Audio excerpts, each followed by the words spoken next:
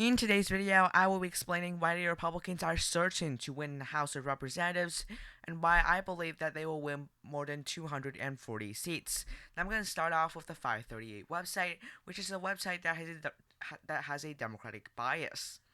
Even then, they have Republicans at an 82% chance of victory and Democrats at 18, but it's going to be a lot worse for the Democrats than these numbers may show. Looking at their state by state analysis here, Republicans are guaranteed to lock in almost 200 seats.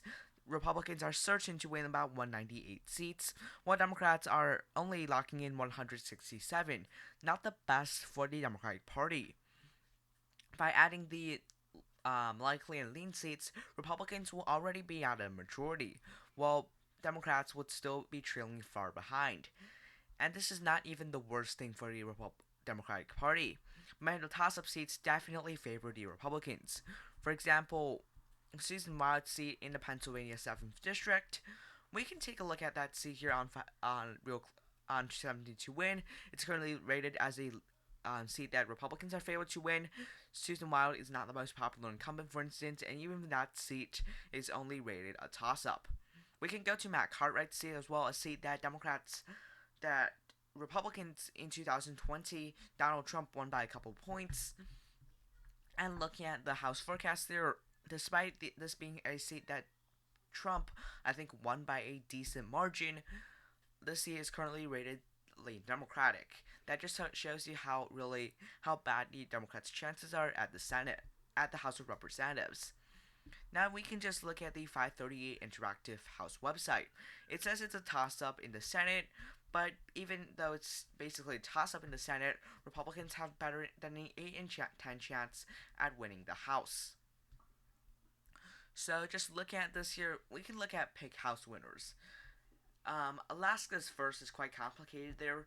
California's 22nd. I'm not going to touch on some of them. I'm just going to touch on a lean Democratic seat, Matthew Cartwright's seat. This is a seat that I've been focusing on because I feel like that people are really overestimating him. This is a seat that Trump, I believe, won by 5. So, this seat, though Democrats, they still think that the Democrats are favored to win this seat. Now, Cartwright is a decent incumbent, but decent is not enough for him. Let's theoretically assume the Republicans win the seat. Now, just by giving Pennsylvania's 8th to the Republican Party, Republicans already have a 96% chance of victory. And some of these seats suddenly all become lean Republican. If we just give those lean Republican seats to the Republican Party, you can see that by basically giving them 5 seats, Republicans would be at over 99%. Now, theoretically, let's say that Democrats win a couple of these toss-up seats. For example, Alaska. I'm going to give Democrats Alaska. I'm going to give Democrats Michigan's 3rd. I'm going to give Democrats New York's 19th. And I'm going to give Democrats PA's 8th. That still brings the Democrats to below 50%.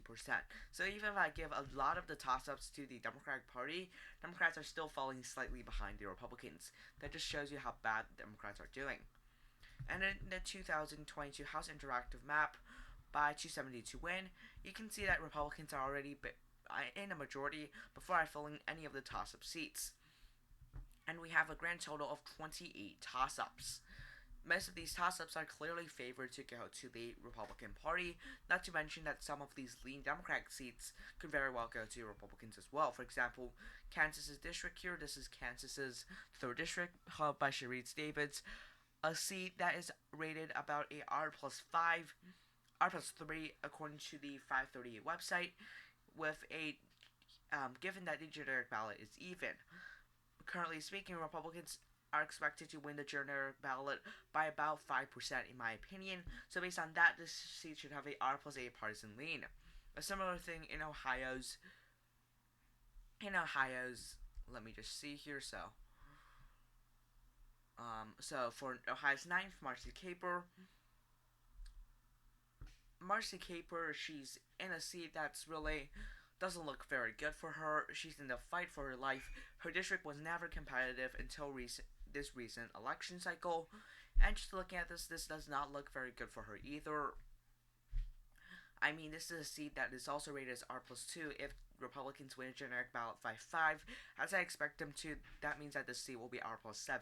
So if you just do the math in many of those seats here, again, not the best thing for the Democratic Party. That concludes why Republicans are pretty much certain to win the House, and they are, I think, in my opinion, going to win more than 240 seats. Thanks for watching. Have a nice day. Bye.